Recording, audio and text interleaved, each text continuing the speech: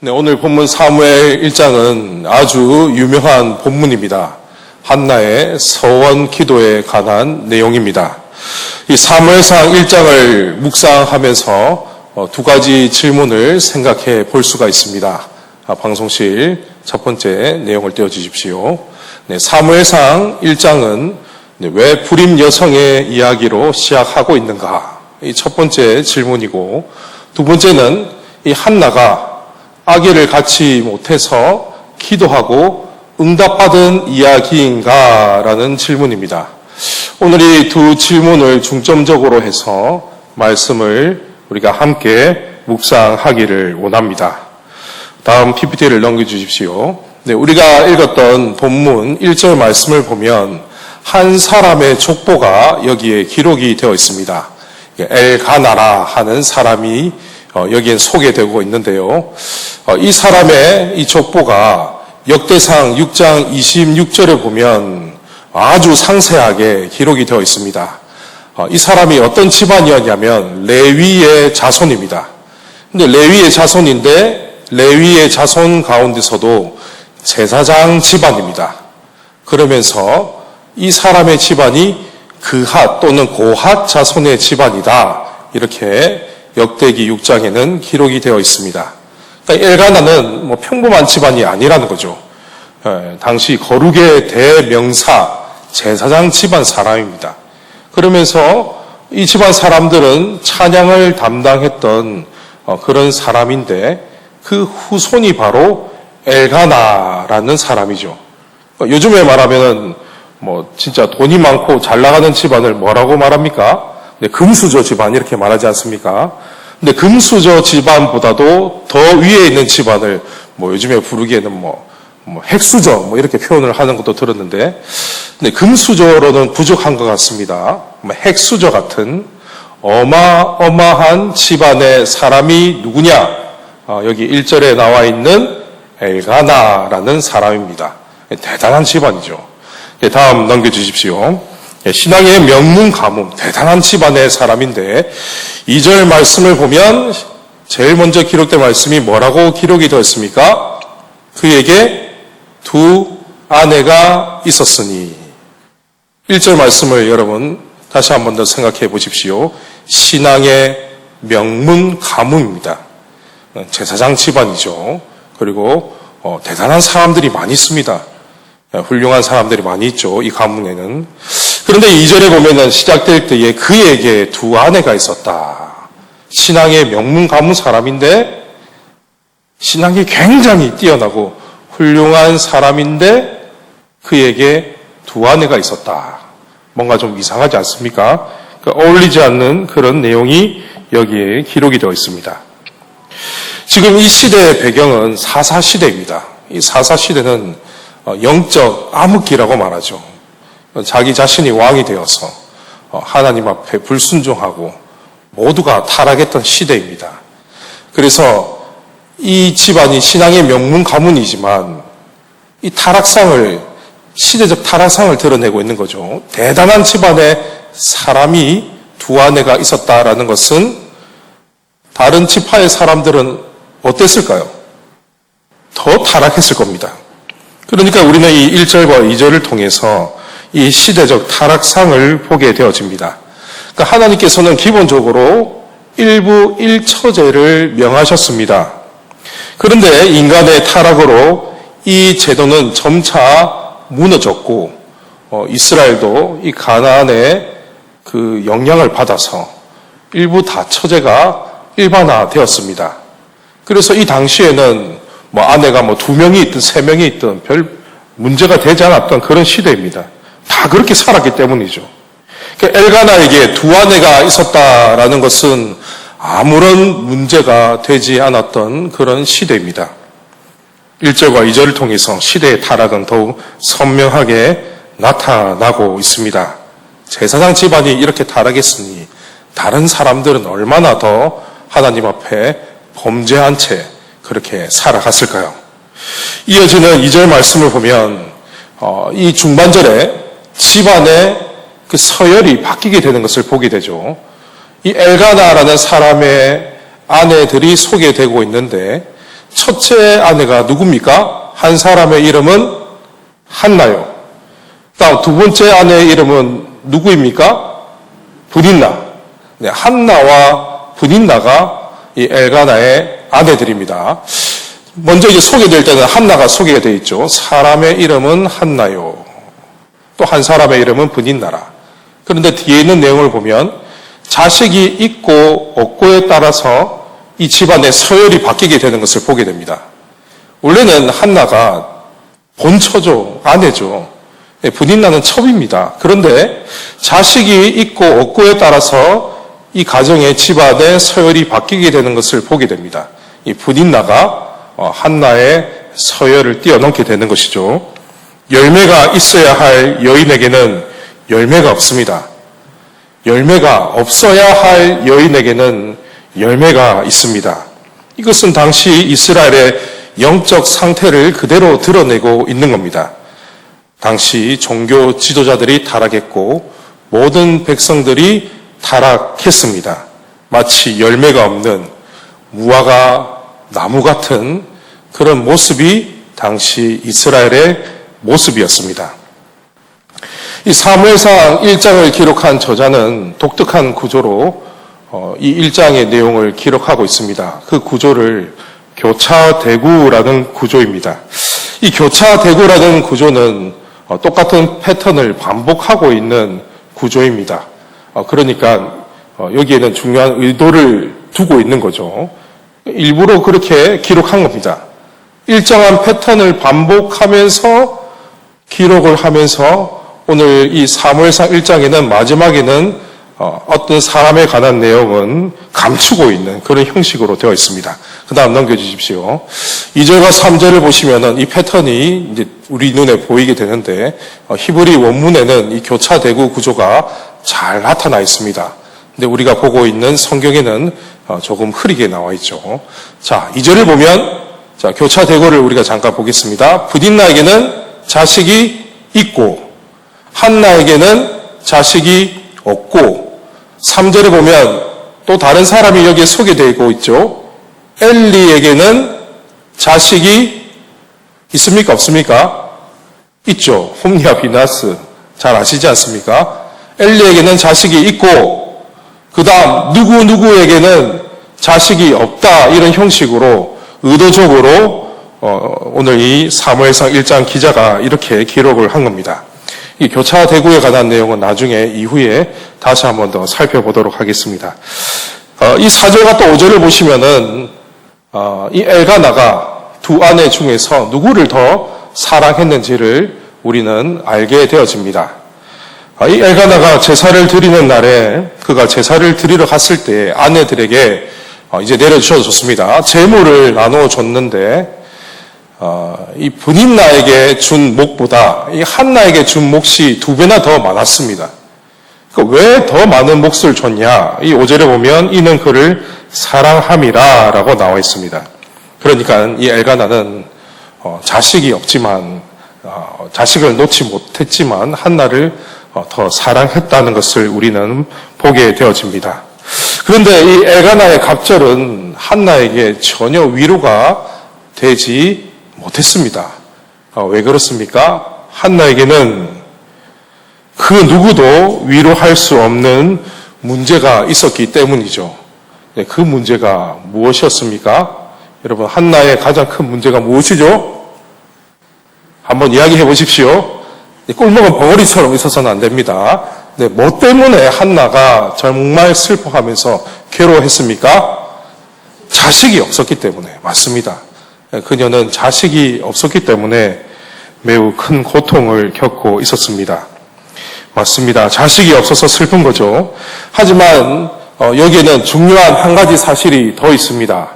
우리는 일반적으로 이 한나의 가장 큰 고통을 자식이 없었던 고통이다 이렇게 생각을 하고 있는데 그런데 여기는 또 중요한 사실이 하나 더 있습니다. 이것을 알려고 하려면 당시 히브리 문화를 우리가 이해하고 있어야 됩니다. 히브리 사회에서는 여자가 결혼을 하고 자녀를 놓지 못하게 되어지면 두 가지로 생각을 했습니다. 첫 번째는 그녀가 하나님 앞에 죄를 범했기 때문에 하나님께로부터 끊어졌다. 하나님께로부터 버림받은 여인이다. 이렇게 생각을 했습니다.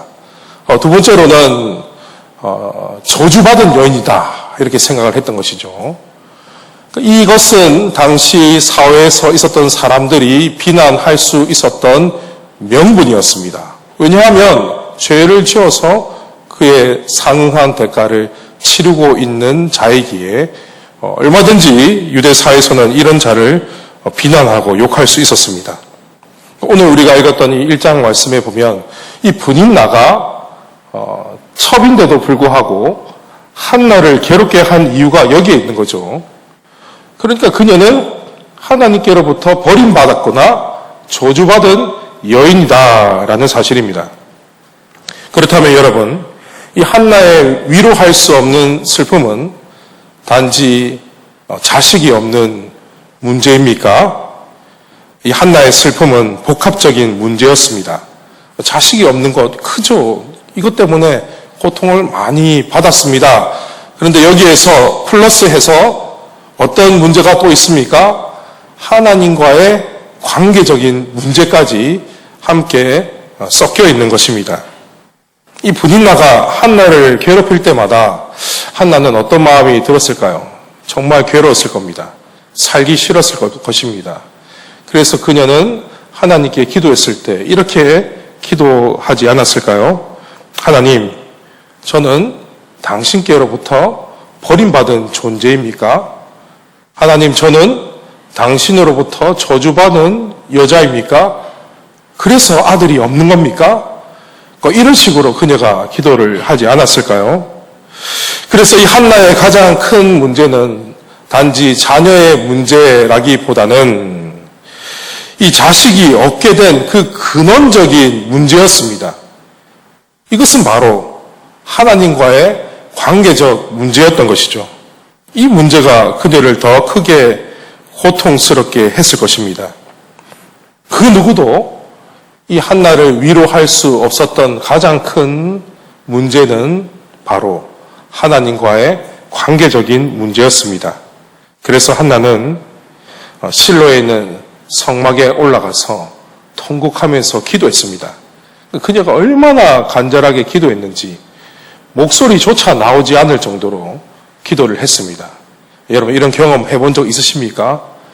정말 계속해서 큰 소리로 부르짖고 기도하다가 목이 쉬어서 더 이상 이 음성조차 나오지 않는 그 상태 한번 경험해 본 적 있으십니까? 그렇게 한나는 정말 하나님 앞에 절망하면서 간절하게 기도했습니다. 그런데 여기에 있는 제사장 엘리가 이 한나의 기도 모습을 보고 그녀가 술에 취한 것으로 생각을 했습니다. 그러니까 엘리가 영적으로 어두워진 제사장이었기 때문에 기도의 모습을 잘 깨닫지 못했던 것이죠.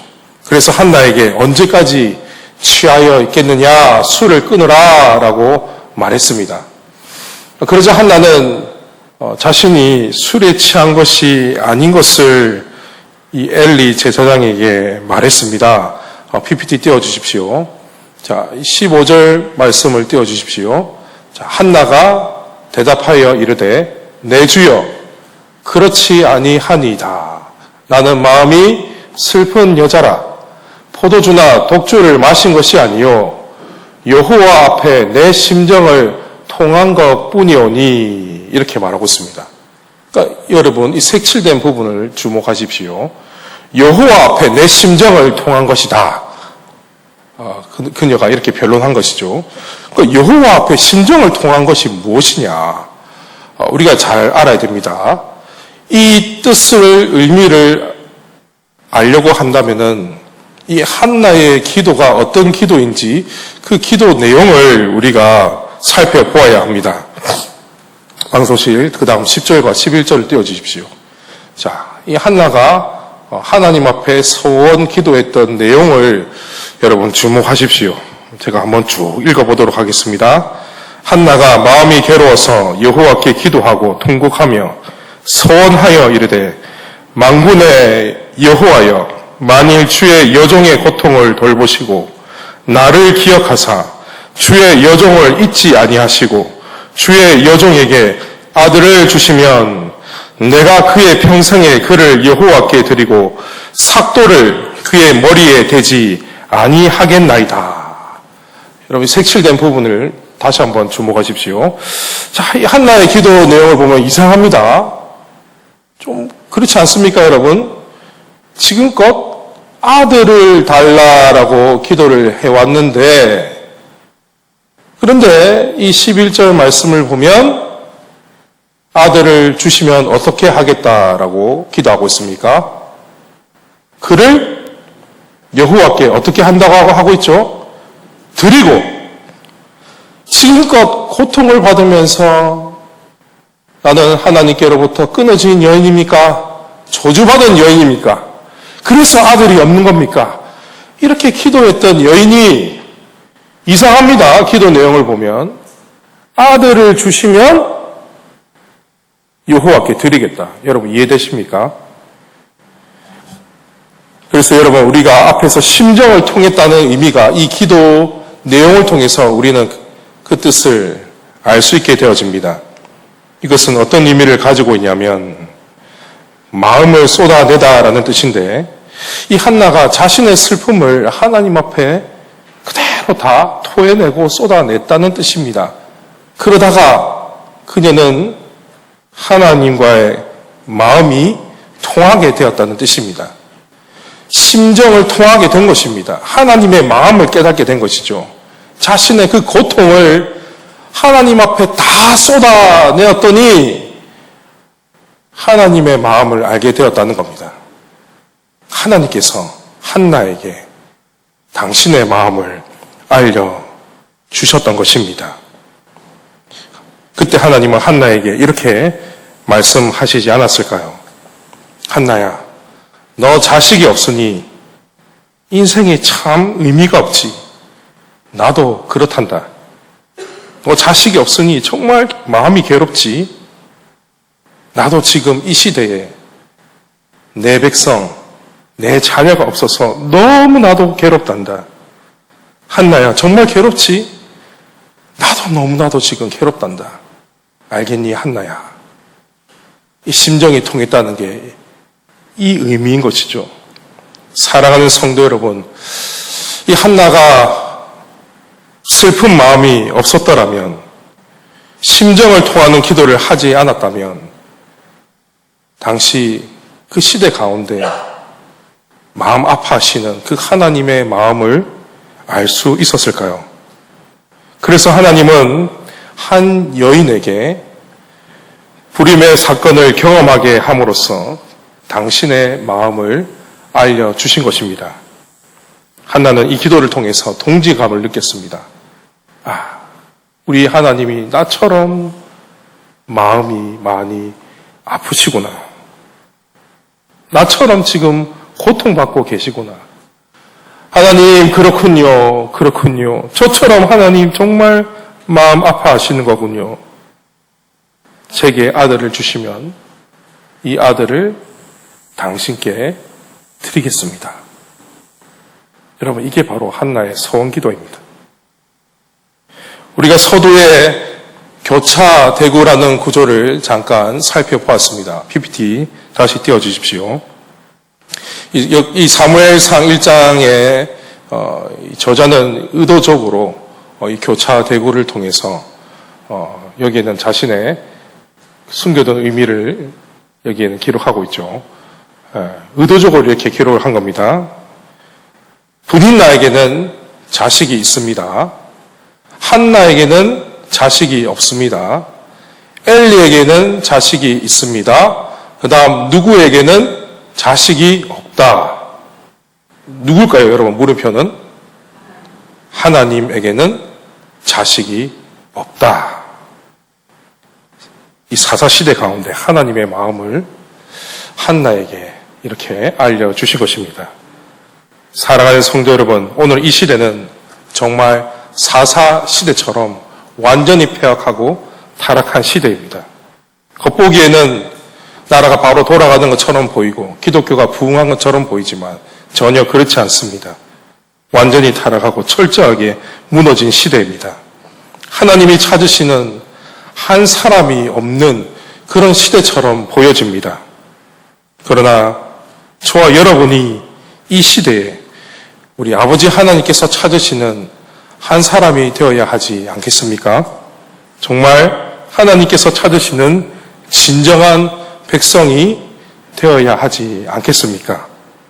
이 혼탁하고 어두운 시대 가운데서도 말씀과 기도를 통해서 거룩하게 살아가며 정말 하나님께서 찾으시는 당신의 백성, 그 한 사람이 되는 우리 모든 성도님들이 되시기를 주님의 이름으로 축원합니다.